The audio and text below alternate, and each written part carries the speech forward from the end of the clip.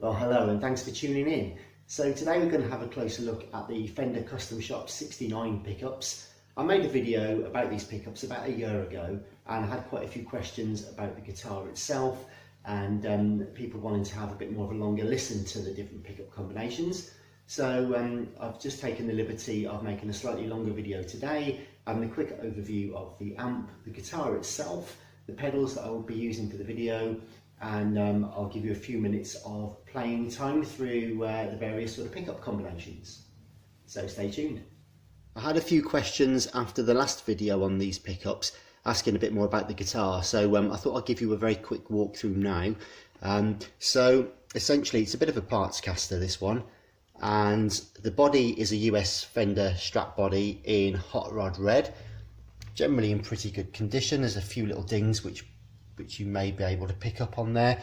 And so what did I do? I've got a Fender scratch plate or pick guard if you're stateside in mint green. I've also got the parchment or possibly aged white pickup covers and knobs, etc, etc.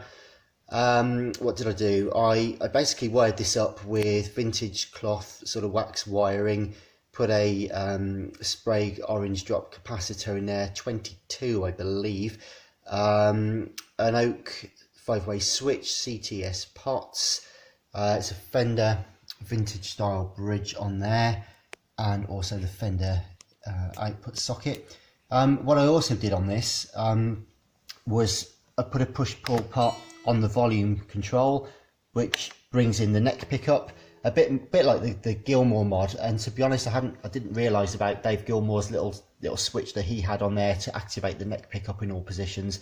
But ahead of that, I'd actually gone ahead and done that on that pull switch, so that we've got the regular 5-way switch for a Strat there, but by pulling the pot out, it activates the neck pickup as well. So you can have a Telecaster style bridge and neck pickup together. And you can also have all three on if you select the position 4 plus activating the neck pickup, so you can get all three together. So that's how that works. The neck itself is a rosewood neck with abalone inlays, and I've put Cluson tuners on there. So on the other side, I'll just turn her over so you can get a look at the other side. As I say, we've got the Fender neck plate on there. And I really love the neck on this. It's quite a gorgeous kind of tiger stripe maple. So I really love the neck. It's great. It plays lovely and it really sounds great. But yeah, what a beautiful looking neck that is. So that's why I fell in love with that one. I don't actually know who made it. I bought it online from somewhere. There's the Cluson tuners, and yeah, I'll be saying nothing more about the custom shop logo. That's more of an indulgence, a bit of fun really. It's not a custom shop Strat, and I'm not selling it or advertising it as such. That's just a bit of fun on my part, so no copyright claims there, please. So yeah, here she is. That's the guitar, and let's see how she sounds when we plug her in. And the amplifier I'll be using today is a 1966 Blackface Fender Pro Reverb amp, and you can see her here. So I'll be playing directly through the amp for most of this. If there are any effects used, I'll just mention those on the screen at the time, I think. But yep, here she is. You can see all original condition and original speakers. So that's the amp that we'll be using today to give us that sort of vintage Fender tone. It may actually be better to give you an overview of the pedal board now, although I won't be using most of the pedals for this video.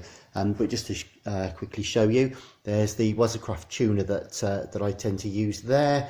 I have an amazing Wampler spring reverb pedal. I won't need that today because of course I've got reverb on the amp, and I probably won't use the echo today either.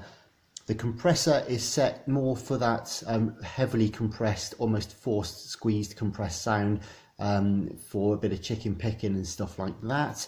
I've got the CE2 chorus set about kind of halfway, if you like, so it'll have a discernible effect, but it won't be too deep or rich today. But the main pedal that I will probably be turning on and off is this Paisley drive. This is the dual channel one. So the first channel really is just a little bit of drive for the front end of the amp, just to break up a little bit. And then we've got the Beast channel there, which is like the full beans high gain version just there. So that's what we'll be on today, and you'll be able to tell when I'm turning each of these on and off. I'm not going to mess with the actual controls at any point. I've just set them sort of somewhere usable, and I'll just turn them on and off as and when, depending on what we play today. So that's the pedals.